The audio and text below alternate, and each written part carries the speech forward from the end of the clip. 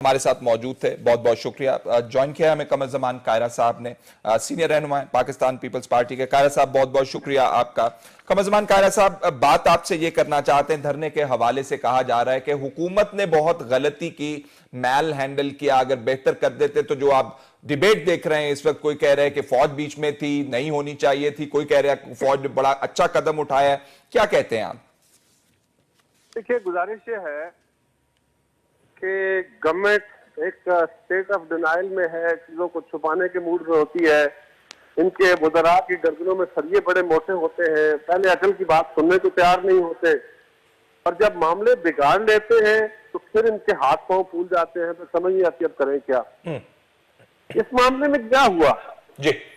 खत्म नबूवत का मामला एक सेटल्ड इशू है, उसको क्यों छेड़ा गया? दूसरा, ये काम इलेक्शन कमीशन का है, आपने इलेक्शन कमीशन को क्यों नहीं करने दिया? तीसरा, कि आपने पार्लिमानी पार्टी के अंदर चीजें रखी, पार्लिमानी पार्टी के सारे मेंबरान कह रहे हैं कि हमारे सामने ये जो हलफनामा है ये नहीं रखा गया, सिर्फ इतना कहा गया कि जो नॉमिनेशन फॉर्म है उसमें कुछ माइनर अमेंडमेंट्स हैं वो हम कर लेंगे।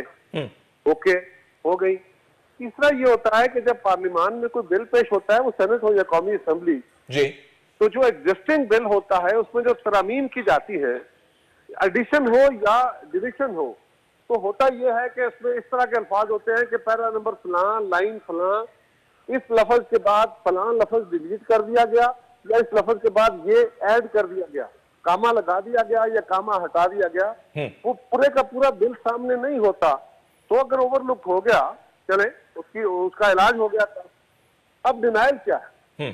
पहले तो गवर्नमेंट कह रही है गलती कोई नहीं, फिर कह रही है कि जनाब नहीं ऐसा, ये क्लरिकल मिस्टेक हो गई। वही वजीर कह रहे हैं, फिर कह रहे हैं कि राजा जफरुल्लाह साहब ने कहा कमेटी बनी, और मुस्लिम लीग की अपनी इंटरनल कमेटी, इसमें और कोई जमात नहीं है, वो